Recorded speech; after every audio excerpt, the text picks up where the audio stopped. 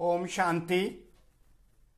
आज 12/12/2021 की जो अव्यक्त मुरली है उसका टॉपिक है योग युक्त युक्ति युक्त बनने की युक्ति। योग युक्त युक्ति युक्त बनने की युक्ति। ये रिवाइज्ड कोर्स की मुरली है 9/12/1999 की 9 दिसंबर 1989। तो जैसे कि टॉपिक है योग युक्त युक्ति युक्त बनने की युक्ति, तो परम पिता परमात्मा अलोंग विद ब्रह्मा बाबा, जिनको हम बाप दादा कहते हैं, ब्रह्मा बाबा के तन में एंटर करके परम पिता परमात्मा भगवान शिव बाप दादा के रूप में आ जाते हैं और अव्यक्त स्थिति में हम बच्चों को राजयोग की शिक्षा देते हैं। तो राजयोग सिखाने आते हैं तो ये राजयोग की पढ़ाई है।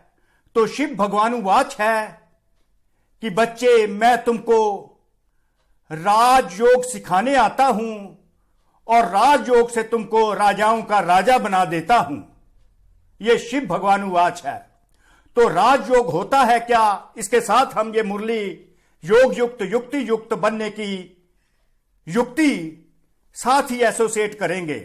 तो राजयोग एक यात्रा है अशुद्ध संस्कारों से शुद्ध संस्कारों की ओर एक यात्रा है। राजयोग एक यात्रा है देह अभिमान बॉडी कॉन्शियस से आत्म अभिमानी स्थिति की सोल कॉन्शियस। तो राजयोग एक यात्रा है देह अभिमान से आत्म अभिमानी स्थिति की, from the body consciousness to the soul consciousness. तो राजयोग एक यात्रा है आत्मा के पहचान की और हमारे भगवान शिव परम आत्मा के पहचान की। तो भगवान शिव हमको ब्रह्मा के तन में आकर आत्मा और परमात्मा का भी ज्ञान देते हैं। तो इस परशोत्तम संगम युग पर, जो कि इस सृष्टि का अंत समय है, उसमें आकर अपने ब्रह्मा कुमार ब्रह्मा कुमारी बच्चों को राजयोग की शिक्षा देते हैं और अपने आत्मा बच्चों से परमात्मा मिलन मिलाते हैं और अपने आत्मा बच्चों को राजयोग की शिक्षा देते हैं। अशुद्ध संस्कारों से शुद्ध संस्कारों की ओर ले जाते हैं और बॉडी कॉन्शियसनेस देह अभिमान की स्थिति से आत्म अभिमानी स्थिति में ले जाकर राजयोग की शिक्षा देकर बच्चों को राजाओं का राजा बनाते हैं। भविष्य जन्म के लिए राजाओं का राजा बना देते हैं, जिसको हम सतयुगी सृष्टि कहते हैं। तो यह परशोत्तम संगम युग परशोत्तम बनने का युग है। परशोत्तम बनने का युग है राजयोग की शिक्षा से। तो राजयोग की शिक्षा एक परमपिता परमात्मा निराकार ही दे सकते हैं। कोई भी देहधारी ऐसी शिक्षा दे नहीं सकता। ऐसा शिक्षक दुनिया में कोई नहीं बना कि जो आत्मा और परमात्मा का ज्ञान देकर राजयोग की शिक्षा बना देकर अपने बच्चों को राजाओं का राजा बना दे। From the body consciousness to the soul consciousness स्थिति में लाकर सतयुग की स्थापना कर दे। तो इससे पहले कि हम ये यात्रा शुरू करें अशुद्ध संस्कारों से शुद्ध संस्कारों, impurities to the purities, and from the body consciousness to the soul consciousness, और आत्म और परमात्म from soul conscious to god conscious, आत्म अभिमानी से परमात्म अभिमानी स्थिति का फर्दर अध्ययन करें और परमात्मा से मिलन मनाएं। और क्या क्या हमें इस राजयोग की शिक्षा में परमात्मा हमको टीच करते हैं, क्योंकि वो हमारे सुप्रीम टीचर हैं।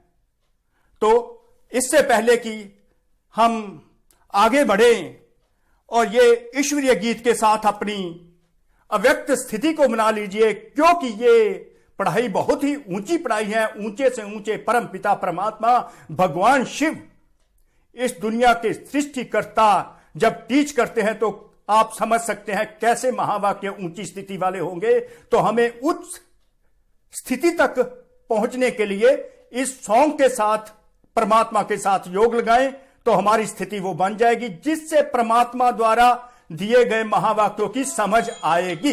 तो बनाइए अव्यक्त स्थिति।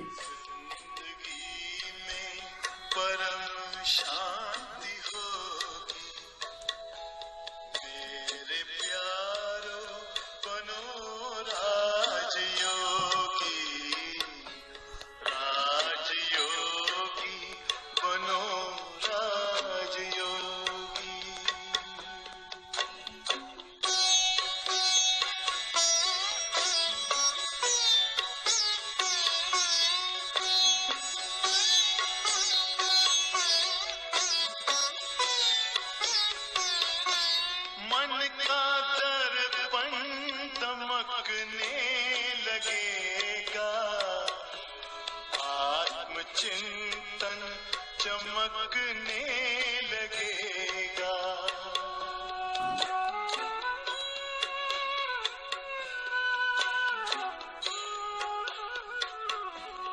मन का दर्पण दमकने लगेगा।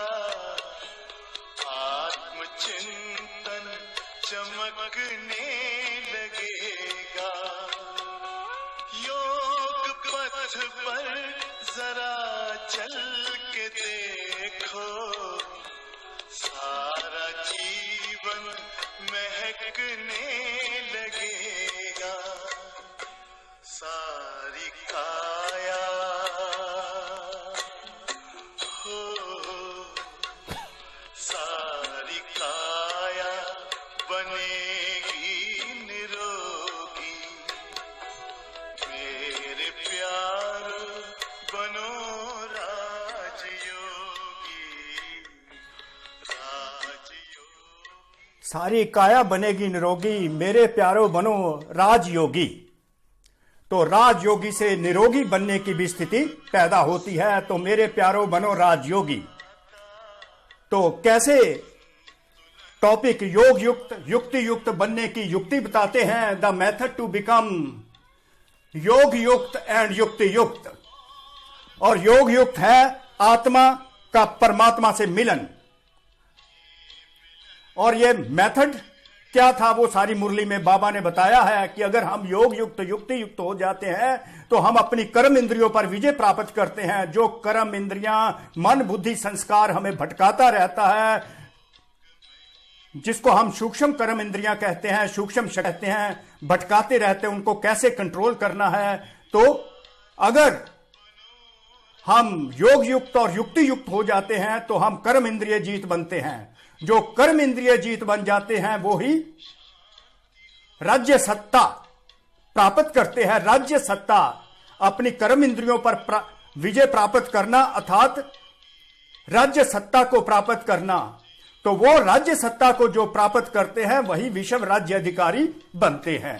तो आगे चलते हैं, मुरली में बाबा ने क्या क्या अपने बच्चों को बताया। तो आज बाप दादा अपने सर्व बच्चों में से विशेष 2 प्रकार के बच्चे देख रहे हैं। तो परमपिता परमात्मा भगवान स्वयं आकर ब्रह्मा तन में उनके भरगुटी में बैठकर अपने बच्चों को क्या बताते हैं कि मैं 2 प्रकार के बच्चों को देख रहा हूं। स्वयं भगवान आपको देख रहे हैं। कितना बड़ा भाग्य है कि कभी आपने सोचा था कि भगवान कह रहे हो कि मैं तुमको देख रहा हूं बच्चे, मैं 2 प्रकार के बच्चों को देख रहा हूं। अब आप देखिए कि कौन से 2 प्रकार के बच्चे हैं। आप उसमें हैं, एक है सदा योग युक्त, सदा योग युक्त और हर कर्म में युक्ति युक्त, हर कर्म में युक्ति युक्त, सदा योग युक्त और हर कर्म में युक्ति युक्त, सदा योग युक्त, जो भी कर्म करते हैं उसमें युक्ति युक्त। दूसरे योगी हैं लेकिन सदा योग युक्त नहीं है। दूसरे योगी हैं परंतु सदा योग युक्त नहीं है, सदा हर कर्म में स्वतः युक्ति युक्त नहीं है। तो एक हैं सदा योग युक्त और हर कर्म में युक्ति युक्त, दूसरे भी योगी हैं पर सदा योग युक्त और हर कर्म में युक्ति युक्त नहीं हैं। ये दो प्रकार के बच्चे स्वयं भगवान ने देखे। अब आप देखिए कि क्या आप सदा योग युक्त और हर कर्म में युक्ति युक्त रहते हैं? क्या सदा आपकी योग युक्त स्थिति रहती है कि नहीं? तो ये दो प्रकार के बच्चे बाबा ने देखे। मनसा व बोल कर्म तीनों में से कभी किसमें युक्ति युक्त नहीं। तो सेकंड टाइप के जो बच्चे हैं उनमें देखा कि कर्म किस हिसाब से करते हैं। मन में सोचते तो कुछ हैं, बोलते कुछ हैं और कर्म कुछ करते हैं, और तीनों में से कभी किसमें योग युक्त और युक्ति युक्त होते हैं तो किसमें नहीं होते। तो इस करके वो क्या है, सदा हर कर्म में युक्ति युक्त नहीं रहते। वैसे ब्राह्मण जीवन अर्थात स्वतः योग युक्त और सदा युक्ति युक्त, ब्राह्मण जीवन को बाबा ने डिफाइन कर दिया जो ऑटोमेटिकली योग युक्त रहते हैं। आत्मा और परमात्मा का मेल होता रहता है ऑटोमेटिकली और युक्ति युक्त रहते हैं। ब्राह्मण जीवन की डेफिनेशन बाबा ने बताती सदा योग युक्त, सदा युक्ति युक्त। ब्राह्मण जीवन की अलौकिकता व विशेषता का न्यारापन और प्यारापन यही है, योग युक्त और युक्ति युक्त। ब्राह्मण जीवन की जो स्पिरिचुअलिटी है जो ब्राह्मण जीवन में हमारे में आई, और हमको जो विशेषताएं, वर्चुज, हमारी स्पेशलिटीज और हमारी जो डिटैचमेंट है, न्यारापन और प्यारापन जो अगर हम ब्राह्मण आत्माओं में है तो वो योग युक्त और युक्ति युक्त के कारण ही है। ब्राह्मण जीवन को बाबा ने डिफाइन किया सदा योग युक्त, युक्ति युक्त, स्वतः ऑटोमेटिकली। और अगर ब्राह्मण जीवन में, ब्राह्मणों में कुछ विशेषताएं हैं, कुछ न्यारापन है, कुछ अलौकिकता, स्पिरिचुअलिटी है, दिव्यता है, उसका कारण यही है कि योग युक्त और युक्ति युक्त रहते हैं। मतलब अपनी आत्मा परमात्मा के साथ उस समय कनेक्ट होती है तो वो योग युक्त और युक्ति युक्त स्थिति होती है। तो as a result of it जो परमात्मा के विशेषताएं होती हैं हम ब्राह्मणों में आ जाती हैं। हमारी तीसरी आंख खुली होती है, दिव्यता की आंख भी खुली होती है, तो वो अलौकिकता हम में आई होती है, वो न्यारापन आया होता है जो भगवान में स्वयं है। ब्राह्मण जीवन की अलौकिकता व विशेषता व न्यारापन और प्यारापन यही है योग युक्त और युक्ति युक्त। लेकिन कोई बच्चे इस विशेषता में सहज और नेचुरल चल रहे हैं, परमात्मा देख रहे हैं। कुछ तो बच्चे जो हैं, कोई बच्चे बड़े इजीली और नेचुरल वे से योग युक्त, सदा योग युक्त और हर कर्म में युक्ति युक्त हैं, पर कई तो अटेंशन भी रखते हैं फिर भी सदा योग युक्त और युक्ति युक्त नहीं रह पाते। तो बाबा ने इसका कारण बताया। इसका कारण क्या है? नॉलेज तो सभी को है, बाबा ने देखो इतना नॉलेज दे दिया बच्चों को, और लक्ष्य भी सभी का यही है, सबका एम यही है कि मैं योग युक्त और युक्ति युक्त स्थिति में रहूं, सबको पता है। पर फिर भी कोई लक्ष्य के आधार पर इन दोनों लक्ष्य अर्थात योग युक्त और युक्ति युक्त स्थिति की अनुभूति के समीप है। योग युक्त और युक्ति युक्त फुल्ली नहीं बने, 100% उसके समीप हैं। पता सब कुछ है, ज्ञान भी है और लक्ष्य भी ये है कि मैंने योग युक्त और युक्ति युक्त बनना है, उसके समीप तक रहते हैं, पर सदा योग युक्त और सदा हर कर्म में युक्ति युक्त नहीं रहते। स्वयं भगवान शिव अपने बच्चों को बता रहे हैं। तो बच्चों को ये नोट करना चाहिए, क्या मैं योग युक्त और युक्ति युक्त स्वतः हर कर्म में रहता हूं?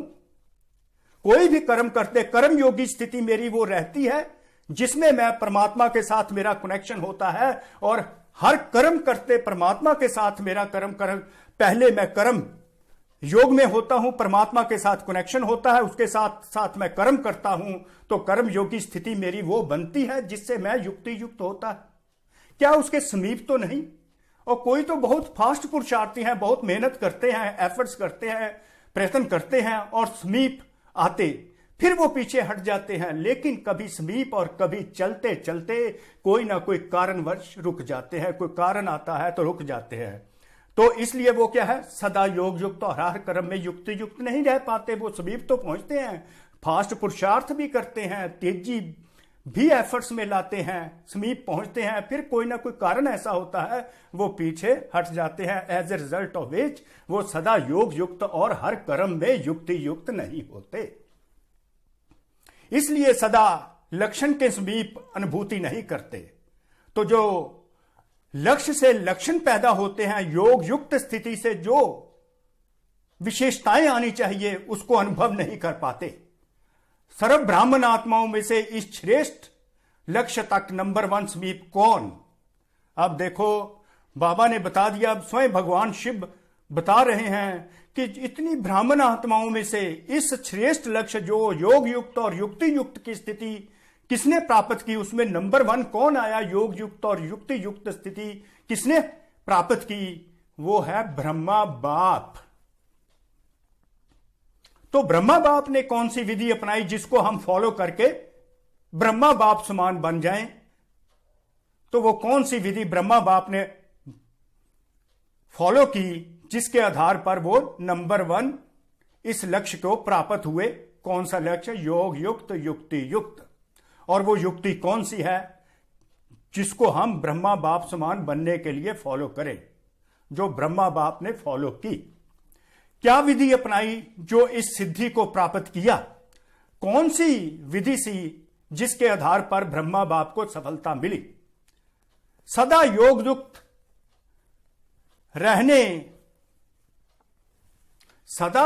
युक्त रहने की सरल विधि है। बाबा आप तरीका मेथड बता रहे हैं। अगर सदा योग युक्त रहना है, अंडरलाइन, सदा अपने को सारथी और साक्षी समझ चलना। अगर सदा योग युक्त रहना है जिसके आधार पर ब्रह्मा बाप ने सफलता प्राप्त की, सिद्धि प्राप्त की, और वो युक्ति है अपने आप को सारथी और साक्षी समझकर चलना। तो साथ ही इस गीत की कॉन्टिन्यूटी में रहिए, अव्यक्त स्थिति में चेकिंग रखिए, क्या मैं योग युक्त हूं?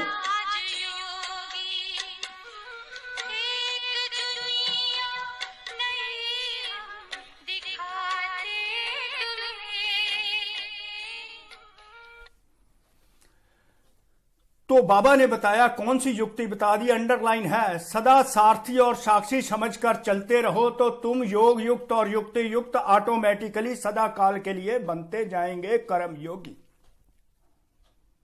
सारथी और साक्षी, सारथी ड्राइवर और साक्षी पन की स्थिति अगर हो जाए तो सदा के लिए योग युक्त बन जाओगे।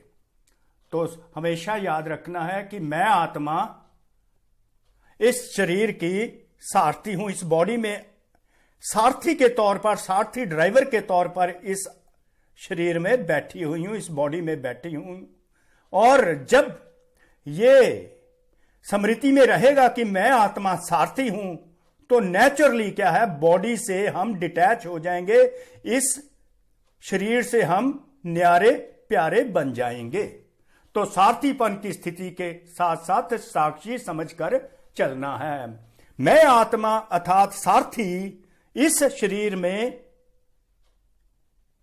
एज साक्षी होकर चल रही हूं। जब यह स्मृति रहेगी तो हम इस देहभान बॉडी कॉन्शियसनेस से भी परे रहेंगे और साक्षीपन की स्थिति में रहेंगे, इस बॉडी से डिटैच रहेंगे, न्यारे और प्यारे बन जाएंगे। तो दो बातें बाद अब बाबा ने बता दी, सारथी और साक्षीपन की स्थिति में रहना है। जब हम सारथी बन के रहते हैं, साक्षी बन के रहते हैं, तो दो बातें हो जाती हैं, बॉडी हमारी अलग हो जाती है, शरीर हमारा अलग हो जाता है, देह हमारी अलग हो जाती है, तो आत्मा हमारी अलग हो जाती है। तो हम आत्म अभिमानी बन जाते हैं, हम बॉडी कॉन्शियसनेस से सोल कॉन्शियसनेस बन जाती है हमारी, और बॉडी के बंधन से, इस शरीर के बंधन से हम फ्री हो जाते हैं। आप सभी श्रेष्ठ आत्मा इस रथ के सारथी हो। बाबा कहते हैं ये जो रथ है, रथ मीन्स ये शरीर, ये बॉडी, इसके सारथी हो, इसके ड्राइवर हो। रथ को चलाने वाली आत्मा सारथी हो। इस रथ को, इस शरीर को चलाने वाली आत्मा, इस शरीर को कौन चलाता है? आत्मा ही चलाती है। तो बाबा ने आत्मा को सारथी कह दिया और शरीर को कह दिया रथ। इस रथ को चलाने वाली सारथी आत्मा है। इसको याद रखना है कि मेरे इस रथ को चलाने वाली मैं आत्मा सारथी हूं। यह स्मृति स्वतः ही इस रथ अथवा ध्येय से न्यारा बना देती है। अगर यह स्मृति रहे, ये याद हमेशा रहे, तो इससे हमें ये जो बॉडी है, ये रथ है, इससे देह से हमें ये स्मृति सेपरेट कर देती है। सारथी सेपरेट हो गया, बॉडी सेपरेट, न्यारापन आ जाता है। देह से न्यारे डिटैच हो जाते हैं, देह के बंधन से न्यारे हो जाते हैं। तो सारथीपन की स्थिति हमेशा हमें स्मृति में रखने हैं। सारथीपन की स्थिति हमेशा स्मृति में रखनी है, जिसके आधार पर हम रथ से, अपने रथ से सेपरेट हो जाएंगे और देह से न्यारे हो जाएंगे, देह के बंधन से डिटैच हो जाएंगे।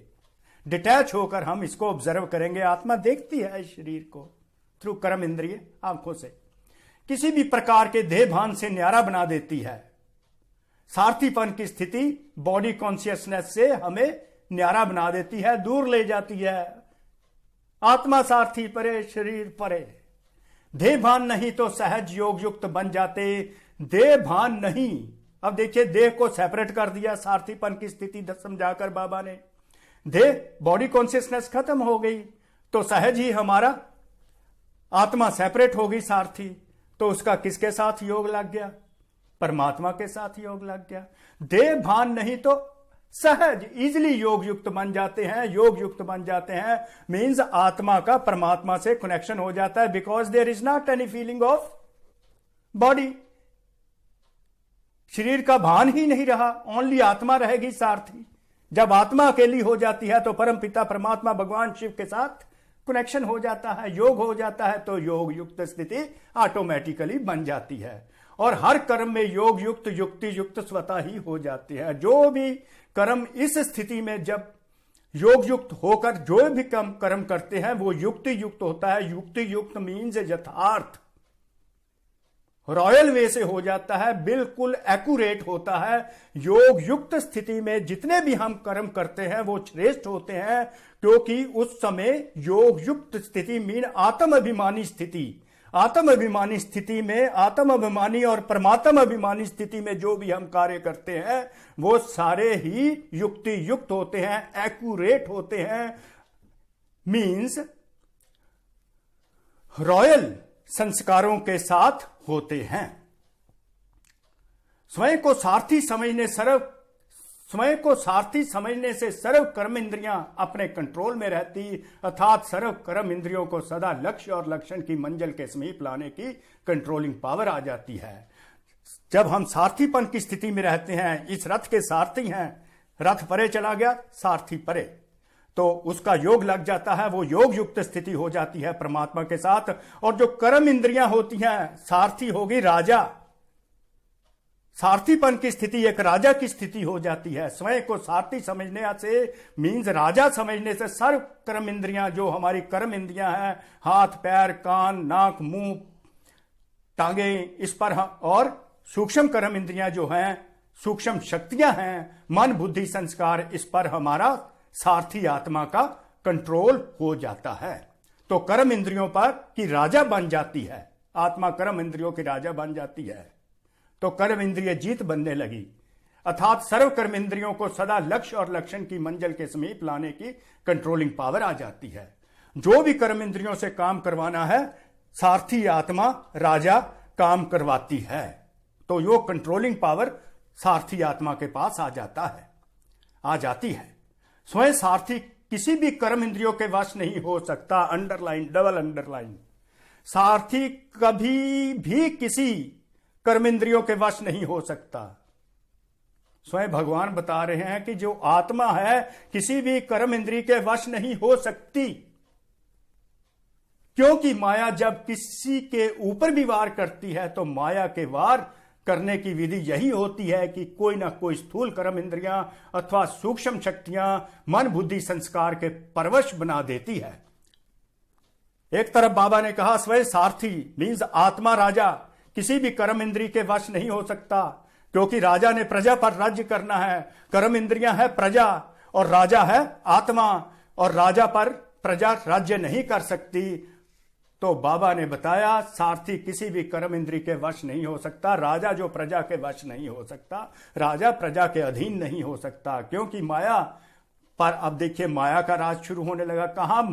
क्योंकि माया जब भी अटैक करती है वो किसी ना किसी हमारी कर्म इंद्रियों को अपने अधीन कर लेती है, कर्म इंद्रियों पर वार करती है। माया कर्म इंद्रियों पर वार करती है, मन बुद्धि संस्कार को, हाँ, मन बुद्धि संस्कार से हमको परवश कर लेती है, आत्मा को, सारथी को फिर वो परवश कर लेती है। माया सूक्ष्म शक्तियों और कर्म इंद्रियों को के परवश बना देती है। माया हमको मन बुद्धि संस्कार के अधीन बना देती है, माया हमको कर्म इंद्रियों के अधीन बना देती है जब माया हम पर वार करती है। आप सारथी आत्माओं का जो महामंत्र है, वशीकरण मंत्र, बाप से आपको मिला हुआ है, उसको परिवर्तन कर वशीकरण के बजाय वशीभूत बना देती है। अब माया का अटैक जो है सारथी आत्मा पर कैसे होता है? चाहे बाबा ने बता दिया सारथी कभी भी किसी कर्म इंद्रिय के वश नहीं होता, पर जब माया अटैक करती है तो कर्म इंद्रियों के वश बना देती है। और सारथी आत्माओं का जो बाबा ने, स्वयं भगवान ने सारथी आत्माओं को जो महामंत्र वशीकरण मंत्र मन बना भाव का दिया है, मन को कंट्रोल करने का, उसको परिवर्तन कर मन बना भाव के मंत्र जो वशीकरण दिया उसको वशीभूत बना देती है, उसको अपने अधीन करा के, अधीन काम नहीं करती बल्कि वो मन जो है आत्मा पर राज्य करने लगता है। और एक बात में वशीभूत हुए तो मन में क्या है, विकार उस समय पैदा करा देती है। माया विकारों के रूप में मन में आती है। अगर एक भी भूत प्रवेश, माया का एक भी भूत प्रवेश हो जाता है, इवल स्पिरिट पैदा आ जाती है मन में, तो फिर और भूत भी, और भी इवल स्पिरिट्स आने लगती हैं, क्योंकि इन भूतों की आपस में बहुत यूनिटी है। एक भूत आया, मान लो काम का आया, उसके बाद क्रोध को भी आवाज मारेगा, मोह को भी मारेगा, लोभ को भी मारेगा, अहंकार को भी मारेगा, आवाज मारेगा, तो उसके बाद उनकी लाइन लग जाएगी। एक काम का भी विचार आ जाएगा, विकार आएगा, तो उसके बाद बाकी के भूत भी, भूत मीन्स विकार आने शुरू हो जाएंगे, क्योंकि उनकी आपस में बहुत यूनिटी है, तो वो दूसरे को पुकारेंगे, वो भागे आएंगे। एक भूत आया अर्थात सभी को आवाहन करेगा। फिर क्या होता? यह भूत सारथी से स्वार्थी बना देते हैं, तो ये विकार आत्मा को स्वार्थी बना देते हैं, सारथी नहीं रह पाते। इस प्रकार माया सारथी पर अटैक करती है। और आप क्या करते हो? आपका जो मन बना भाव का मंत्र, उसको वशीभूत बना देती है और मन में एंटर कर जाती है माया विकारों के रूप में। एक विकार आया, उसके बाद विकारों की लाइन लग जाती है। तो आप क्या करते हो? जब साक्षीपन की स्मृति में आते हो, उसके बाद उसके अधीन हो जाते हो, सारथी स्वार्थी बन जाता है, तो माया के अधीन हो जाता है। तो जब सारथीपन की स्मृति फिर याद आती है, तो भूतों को भगाने की युद्ध करने लगते हो। काम, क्रोध, लोभ, मोह के जो भूत आ गए हैं उनको भगाने की युद्ध करते हो, उन पर अटैक करते हो, उनके साथ जो बैटल होती है, उस स्थिति को योग युक्त स्थिति थोड़ी ना कहेंगे। वो कोई योग युक्त स्थिति तो रह ना गई, वो तो झगड़ा हो रहा है किसके साथ? माया के साथ, सारथी का। इसलिए योग युक्त व युक्ति युक्त मंजिल के समीप जाने के बजाय रुक जाते हैं। यही कारण है जब माया अटैक करती है, मन मना भाव के मंत्र को वशीभूत बना देती है, तो योग युक्त स्थिति नहीं रहती। अगर योग युक्त स्थिति नहीं रह जाती तो माया के समीप नहीं पहुंच, तो मंजिल के समीप जाने की बजाय रुक जाते हैं, माया उनको रोक देती है।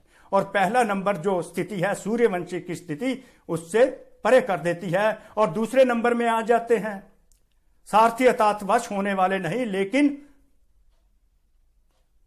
वश कर चलाने वाले। सारथी का फिर मीनिंग बता दिया, वश होने वाले नहीं, अधीन होने वाले नहीं, लेकिन अधीन करके चलने वाले, कर्म इंद्रियों के अधीन होने वाले नहीं, कर्म इंद्रियों को अपने अनुसार चलाने वाले। तो याद रखना है सारथीपन की स्थिति को। तो आप सब कौन हो? सारथी हो ना, मीन्स कर्म इंद्रियों पर कंट्रोल करने वाले हो ना। क्योंकि बाबा ने बताया हुआ है कर्म इंद्रिय जीत जो होंगे वही स्वराज्य अधिकारी बनेंगे और स्वराज्य अधिकारी ही विश्व राज्य अधिकारी बनेंगे। तो इक्वेशन हो गई कर्म इंद्रिय जीत स्वराज्य अधिकारी, स्वराज्य अधिकारी टू कर्म इंद्रिय जीत टू स्वराज्य अधिकारी, स्वराज्य अधिकारी टू विश्व राज्य अधिकारी। तो योग युक्त स्थिति, युक्ति युक्त स्थिति टू कर्म इंद्रिय जीत, कर्म इंद्रिय जीत टू स्वराज्य अधिकारी, स्वराज्य अधिकारी टू विश्व राज्य अधिकारी, जो कि इस विश्वविद्यालय का एम ऑब्जेक्ट है। सारथी अर्थात आत्माभिमानी सोल कॉन्शियसनेस की स्थिति को बाबा ने और एक्सप्लेन किया। सारथी किसको कहते हैं? सारथी अर्थात आत्माभिमानी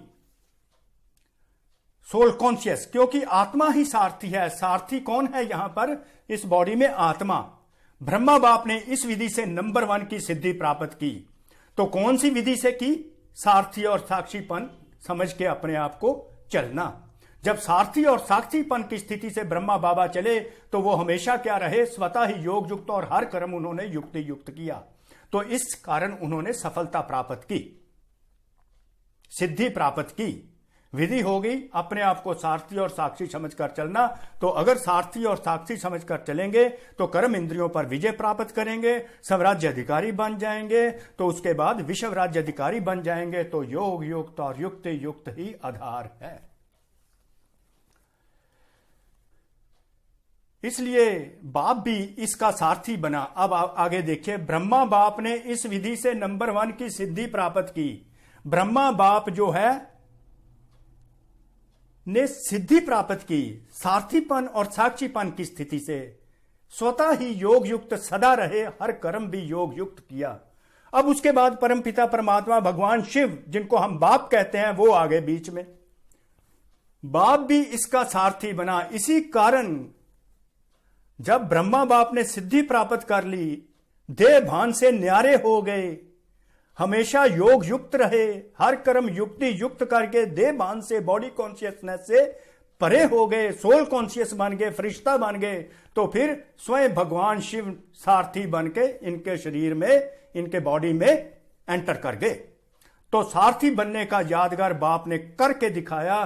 तो सारथी बनने का यादगार बाप ने करके दिखाया। प्रैक्टिकली बाबा दिखाने लग पड़े। फॉलो फादर करो, भगवान शिव को फॉलो करो।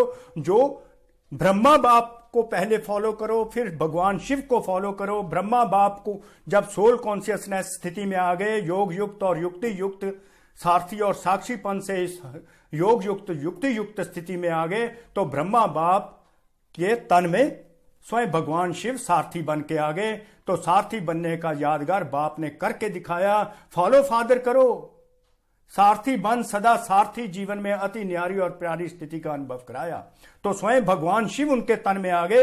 वो सारथीपन की स्थिति में आते थे, आते और चले जाते। तो उस बॉडी से अति न्यारे और प्यारे अनुभव करवाया, क्योंकि देह को अधीन कर बाप प्रवेश होते। बाबा देखो, कोई भगवान शिव ब्रह्मा तन में आते जरूर, पर उसके तन उनकी बॉडी में प्रवेश करते, पर उसकी बॉडी में ब्रह्मा बाबा की बॉडी के अधीन नहीं बनते थे। आप उसकी बॉडी पर राज्य करते थे, क्योंकि देह को अधीन कर बाप प्रवेश होते, अर्थात सारथी उनका बनते, देह के अधीन नहीं बनते। स्वयं भगवान शिव ब्रह्मा बाबा की देह के अधीन नहीं बनते थे, इसलिए न्यारा और प्यारा है। ऐसे ही आप सभी, ये सारी एग्जाम्पल दे दी बाबा ने। तो हम ब्राह्मण आत्माओं ने इसी सारथीपन की स्थिति को फॉलो करना है। ऐसे ही आप सभी ब्राह्मण आत्माएं भी बाप समान सारथीपन की स्थिति में रहो।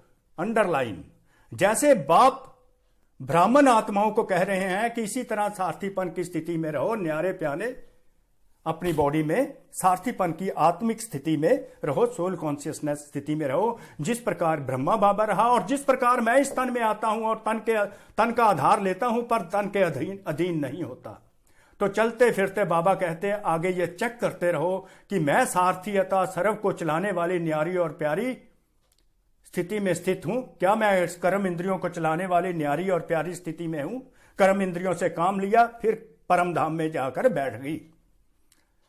कर्मयोग की स्थिति में आए, फिर ऊपर चले गए, काम किया और चले गए। जिस प्रकार भगवान शिव ब्रह्मा तन में आते रहे, हमको ज्ञान दिया, चले गए। बीच बीच में ये चेक करते रहो, ऐसे नहीं कि सारा दिन बीत जाए फिर रात को चेक करो। सारा दिन बीत गया तो बीता हुआ समय सदा के लिए कमाई से गया।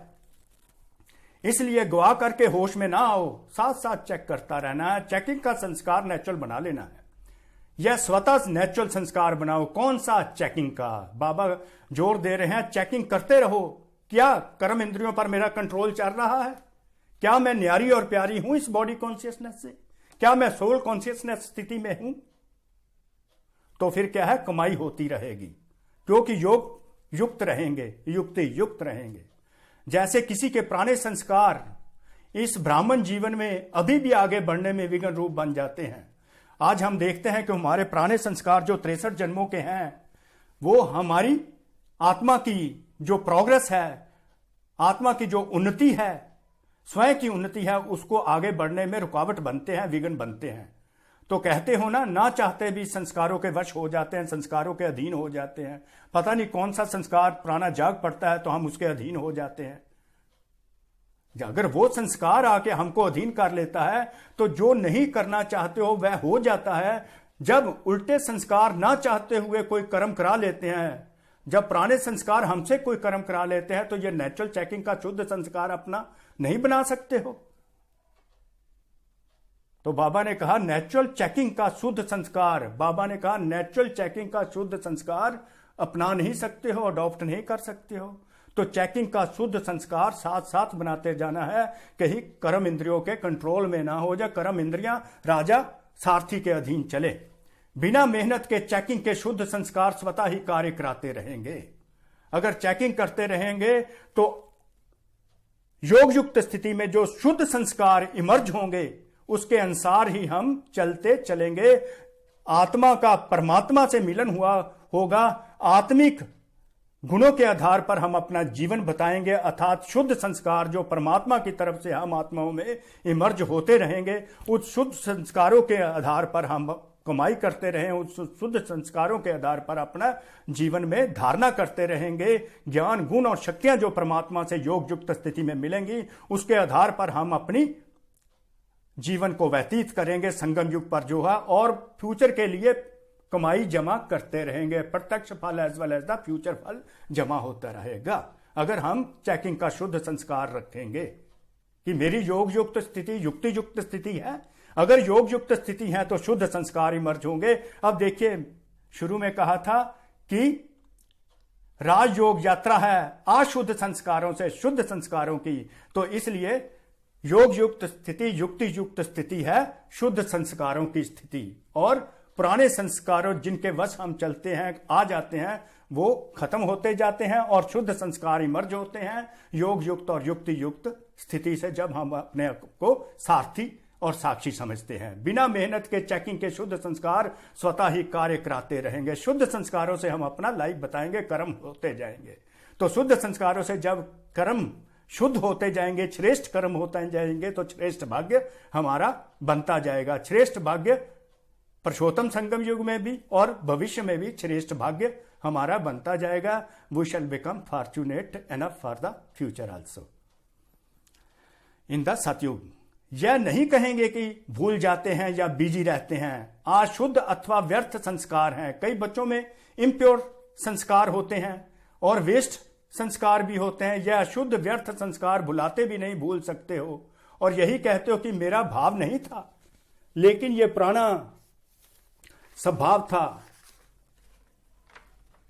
पुराना स्वभाव संस्कार है, तो अशुद्ध नहीं भूलता, फिर अशुद्ध संस्कार कैसे भूल जाते हैं।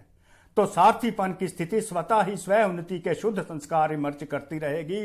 अंडरलाइन, जब हम सारथीपन की स्थिति में होते हैं, आत्म अभिमानी स्थिति में होते हैं, सोल कॉन्शियसनेस स्थिति में होते हैं और सोल बने होते हैं, सोल के जो संस्कार हैं, आत्मा के शुद्ध संस्कार हैं, आत्म अभिमानी और परमात्मा अभिमानी स्थिति में होते हैं, सारथीपन की स्थिति में होते हैं, तो प्योर थॉट्स हमारी बुद्धि में इमर्ज होते रहते हैं और नेचुरल समय प्रमाण सह चेकिंग होती रहेगी।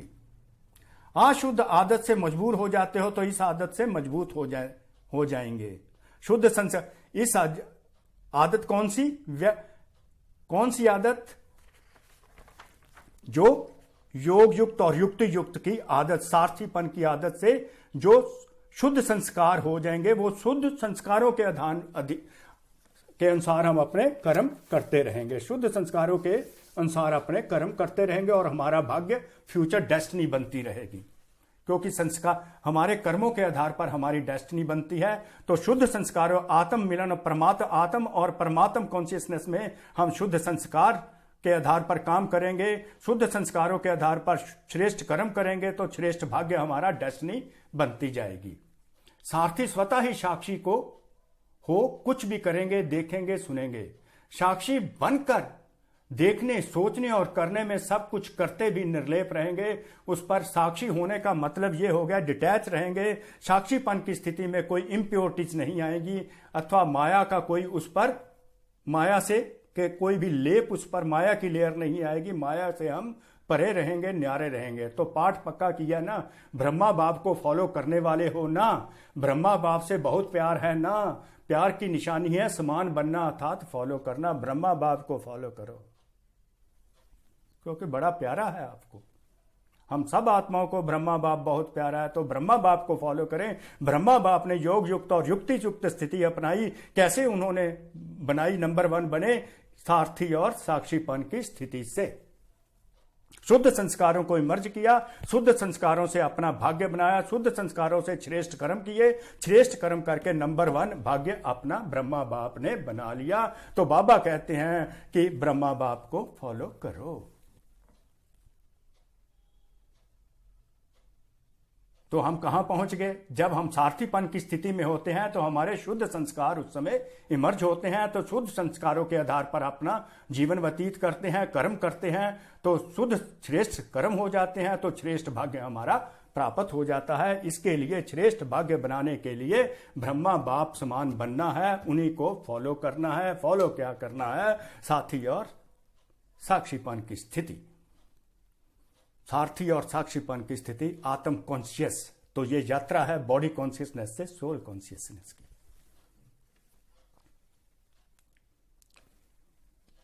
तो आगे जो भी स्थिति है, सभी टीचर्स का बाप से कितना प्यार है। बाप सदा टीचर्स को अपने सेवा के समीप साथी समझते हैं, टीचर्स को साथी बनाया हुआ है परमात्मा ने। तो पहले फॉलो टीचर्स करेंगी ना, सबसे पहले बाबा ने कहा टीचर्स फॉलो करें, तभी तो वो बाबा के और बच्चे फॉलो करेंगे। इसमें सदा यही लक्ष्य रखो कि पहले मैं, ईर्ष्या में पहले नहीं, ईर्ष्या नहीं आपस में करनी, यह नुकसान करती है। शब्द वही है पहले मैं, लेकिन एक है ईर्ष्या वाले, ईर्ष्या वश पहले मैं, तो इससे पहले के बजाय कहां लास्ट पहुंच जाता है, फर्स्ट से लास्ट आ जाता है। जो ईर्ष्या करते हैं वो लास्ट में चले जाते हैं। फॉलो फादर में पहले मैं कहा और किया, तो फर्स्ट के साथ आप भी फर्स्ट हो जाएंगे। ब्रह्मा फर्स्ट है ना, तो सदा यह लक्ष्य रखो कि टीचर अर्थात फॉलो फादर और नंबर 1 फॉलो फादर। जैसे ब्रह्मा नंबर 1 बना तो फॉलो करने वाले भी नंबर 1 का लक्ष्य रखो। टीचर्स सभी ऐसी पक्की है ना, हिम्मत है फॉलो करने की क्या? कोई टीचर्स अर्थात निमित्त बनने वाली अनेक आत्माओं के निमित्त हो, तो निमित्त बनने वालों के ऊपर कितनी जिम्मेवारी है। जैसे ब्रह्मा बाप निमित्त रहे ना, तो ब्रह्मा बाप को देख करके कितने ब्राह्मण तैयार हुए।